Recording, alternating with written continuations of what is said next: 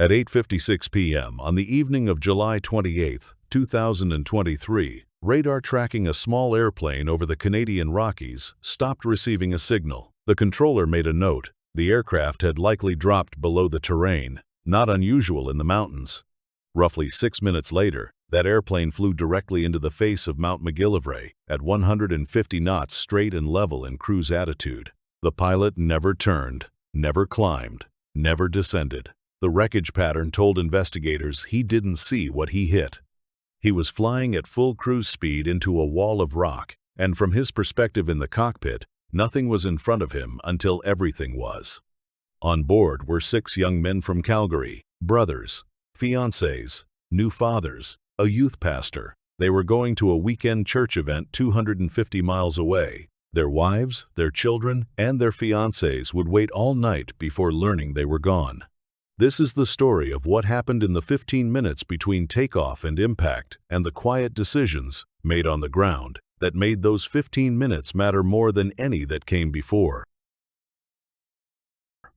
5 of the 6 men who died that night attended the same church, Harvest Hills Alliance, in northwest Calgary. The 6th, Adam Laser, attended Rock Point Church nearby. They were close friends. They had grown up in overlapping social circles, built their adult lives within the same community, and watched each other get married, start careers, and become fathers. On the evening of July 28th, they were flying together to a church gathering in Salmon Arm, British Columbia, a community event in the southern interior of BC, roughly 250 nautical miles to the west. One of these 6 men was the pilot. The investigation never publicly identified which one. Canadian transportation authorities do not name pilots in their reports, and the news sources never confirmed it. Family statements, by agreement with the victims' relatives, have not specified. Some sources say that the aircraft was registered to the father of Kirk Mealy. But what we know about him matters more than his name, because his experience, his training, and his decisions on that afternoon are the entire story. The pilot held a Canadian private pilot license, which he'd earned in December of 2020, about 2.5 years before the flight. His total flight time, across his entire logbook, was 231.7 hours. To put that number in perspective, commercial airline pilots in Canada typically have between 1,500 and 3,000 hours before they ever fly a passenger.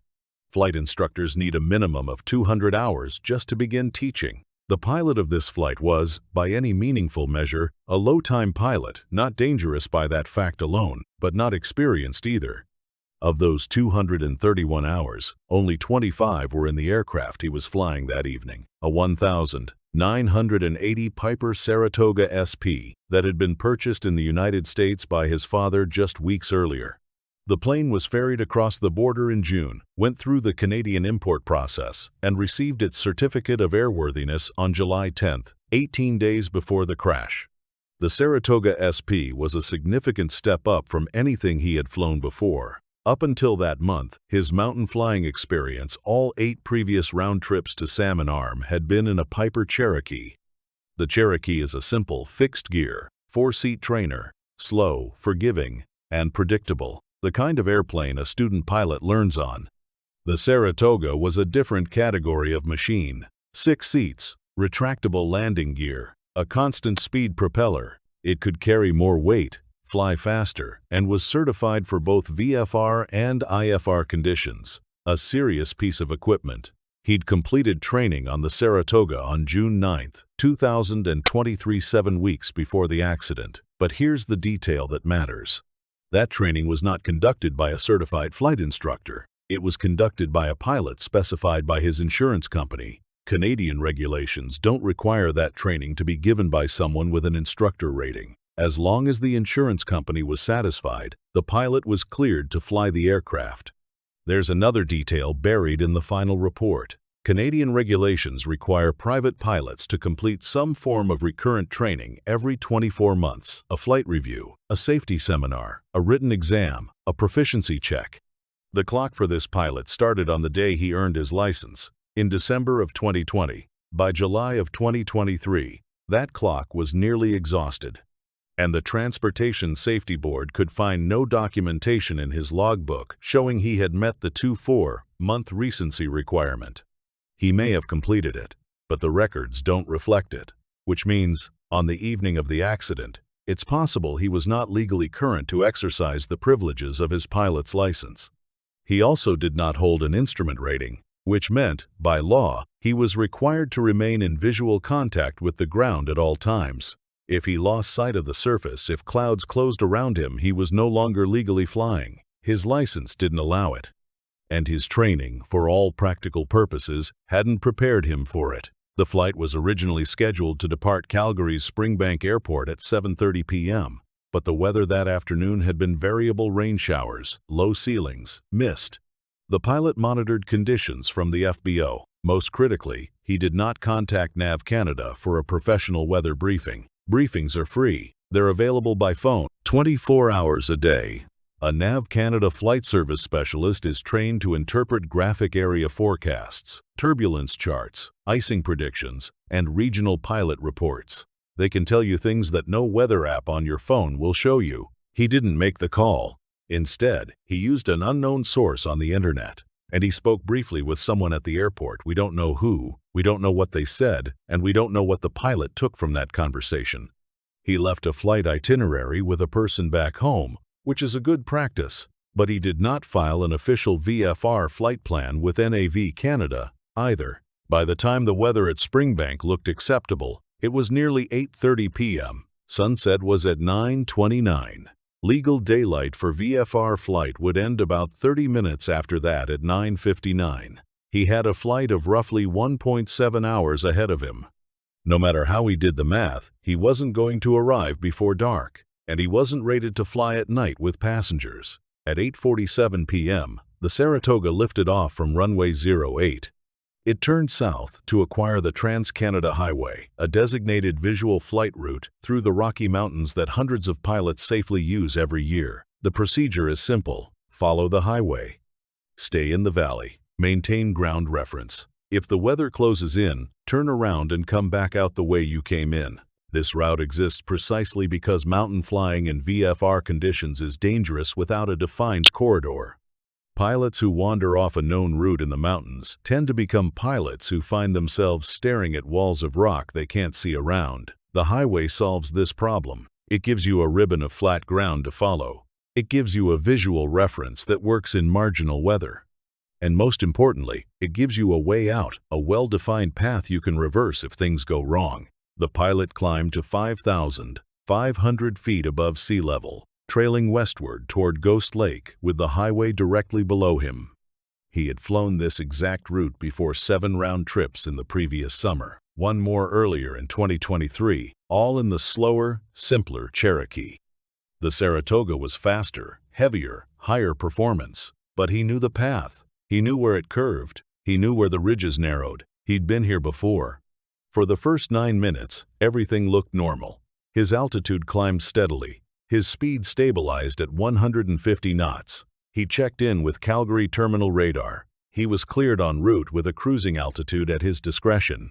What the pilot may not have seen and what no NAV Canada briefing had warned him about, because he never asked for one, was developing over the mountains ahead of him. Environment and Climate Change Canada would later reconstruct the weather in detail. Here's what was happening that the pilot almost certainly didn't understand. The air over the foothills that evening was heavy with moisture. Surface temperatures of 12 to 14 degrees Celsius sat against a dew point of around 11, a dew point depression of only 1 degree. That's a weather term, but the practical meaning is simple. The air was almost completely saturated. It was, in effect, already on the edge of becoming cloud. Meanwhile, a high-pressure system sitting over central Alberta was pushing easterly winds into the Rockies. When wind hits a mountain, it has nowhere to go but up. That rising air cools as it ascends, and when already saturated air cools, it condenses. Instantly, you get cloud formation, not gradual, but sudden. And once cloud forms, continued lifting drives the ceiling down, closer to the valley floor. This is called orographic lifting. It's the single most dangerous weather phenomenon for VFR pilots in mountainous terrain, because it means the cloud ceiling doesn't just stay where the forecast put it. It descends while you're flying toward it. A weather observation station at 8,343 feet on Nakiska Ridge, just miles from the flight path, was reporting a completely saturated atmosphere. The station itself was inside cloud. Local highway cameras in the area, positioned along the Trans-Canada, showed mountaintops entirely obscured by low cloud. A driver on the ground could see what the pilot in the air could not. From the cockpit, looking west at 5,500 feet, the sky ahead probably still looked flyable. Maybe there were gray patches, some rain shafts in the distance, what pilots call scud small ragged clouds hanging below the main layer. Nothing that screamed danger. Nothing that would obviously make a pilot turn around. But the ceiling ahead was descending toward him, not rapidly, but steadily, and the mountains were rising. At 8:56 p.m., the aircraft's last radar return was recorded at 5,800 feet above sea level, 150 knots, still heading west. 1 minute later, radar contact was lost. This is normal in mountainous terrain. The ground simply rises above the radar's line of sight. Controllers see it all the time. It doesn't trigger an alarm. What happened in the next 6 minutes is something no recorder captured. The Saratoga had no cockpit voice recorder, no flight data recorder. Neither was required by regulation for a private aircraft of that size. There is no audio, no internal camera, no last words. But the terrain itself tells most of the story. West of Ghost Lake, the valley narrows. The floor rises. The mountains on either side begin to close in. Under normal visibility, a pilot can see the pass ahead and judge whether to continue. Under a descending ceiling with rain, with mist, with cloud base lowering toward the valley floor, that same pilot sees something different. A wall of gray ahead, no clear horizon, no visible peak. Terrain features dissolving. The horizon line, which normally tells a pilot which way is up, gradually becoming impossible to identify. This phenomenon has a name in aviation. It's called inadvertent flight into IMC instrument meteorological conditions. It's one of the top killers of VFR general aviation pilots worldwide, and it happens when a pilot who is only trained to fly with reference to the ground suddenly can't see the ground anymore. The body loses track of which way is up. The inner ear lies. The instruments say one thing, the feelings say another. And without structured training, pilots instinctively trust their feelings. The Transportation Safety Board's report outlines 3 defenses against inadvertent IMC: avoidance, identification, and recovery. Avoidance is pre-flight planning, weather briefings, route selection, personal minimums. Identification is recognizing deteriorating conditions in flight before you fly into them. And recovery is the instrument skills required to survive it if it happens anyway. This pilot had received 5 total hours of instrument training during his initial license training in 2020. The most recent instrument practice in his logbook was from December of that year, 2.5 years before the crash. He had not practiced those skills since.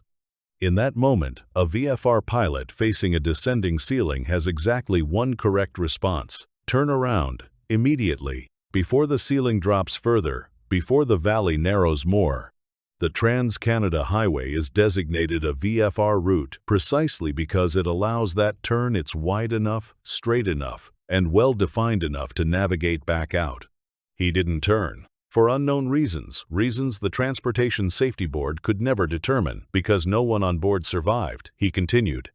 At approximately 9:03 p.m., the Saratoga flew directly into the northeast face of Mount McGillivray at an elevation of 6,500 feet. The impact angles on the wreckage, the crush patterns on the wings, the fuselage, the way the wreckage fell, all told investigators the same thing.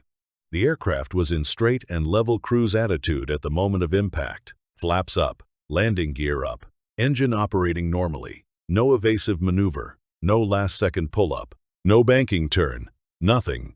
He never saw it. The wreckage fell 200 to 400 feet vertically down the rock face. A brief post-impact fire broke out, but was smothered by the damp cloud and the wet rock. The 121.5 MHz emergency locator transmitter activated. And here's another small systemic failure. The ELT on that airplane was a legacy 121.5 unit, the older generation of emergency beacons. Modern ELTs broadcast on 406 MHz and communicate directly with a constellation of search and rescue satellites. They alert authorities within minutes. A 121.5 beacon, by contrast, only works if another aircraft happens to be overflying the signal on the correct frequency. It took 34 minutes for an overflying aircraft to pick up the signal. 90 minutes after that, the pilot's itinerary contact in Salmon Arm, who had been waiting to hear from him, reported the airplane overdue to the Joint Rescue Coordination Center in Victoria. The search operation launched overnight. They located the wreckage on the east slope of Mount McGillivray on the morning of July 29th. Recovering the bodies was difficult. The terrain was steep, the rock was unstable, and the debris was scattered across hundreds of feet. By the afternoon, all 6 had been extracted.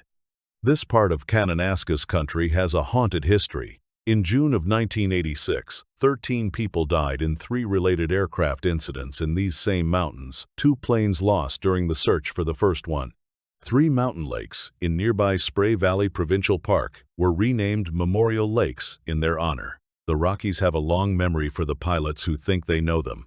The Transportation Safety Board's final report, released 14 months after the crash, concluded that the pilot's decision to depart was influenced by 4 things: an incomplete understanding of the weather, familiarity with the route, time pressure, and a personal desire to complete the flight. When he encountered clouds and reduced visibility, the report says, for unknown reasons, he decided to continue. In the weeks that followed the crash, GoFundMe campaigns raised over $180,000 for the families. Kirk's wife Emily gave birth to their son that September. Jordan, Adam's widow, was left with their 1-year-old daughter Amelia. Jacob's wife Alex was left with their 4-month-old son. Aya, Braden's fiancée, was left without the Thanksgiving she had been planning. The Ryan family lost 2 sons on the same evening. Their mother told reporters, "Our regular Sunday family dinners won't be the same without them." 231 hours of flight experience, 25 hours in a new aircraft, no mountain training because Canada doesn't require it. Aircraft familiarization training from an insurance company-designated pilot who wasn't required to hold an instructor rating. No professional weather briefing because it wasn't mandatory. No VFR flight plan filed. No instrument rating. No documented 24-month recency completion. A 1.7-hour flight departing. With less than 90 minutes of legal daylight remaining. A 6-seat high-performance aircraft 25 days out of the import shop. Every single one of those facts was known before the engine started. And still, 5 other men climbed into that airplane, trusting the pilot, trusting each other, trusting that a friend who loved flying and who had made this trip before would get them home. That's the question this story leaves behind. Not whether the pilot made a mistake. He did at every stage, in every decision. But how much of our own safety do we quietly hand over to the people we trust? When a friend tells you he's got it, that he's flown this route before, that the weather looks fine, that his dad just bought him this beautiful airplane, and he can't wait to show you what it can do, how do you say no? None of the 5 passengers were pilots. None of them could have checked the weather themselves. None of them would have known to ask whether he had met his recency requirements, or whether he held an instrument rating, or whether he had called Nav Canada, or whether he understood orographic lifting. These men trusted their friend, and their friend trusted a set of decisions he had probably made without fully understanding the risks he was taking on behalf of everyone else in the airplane.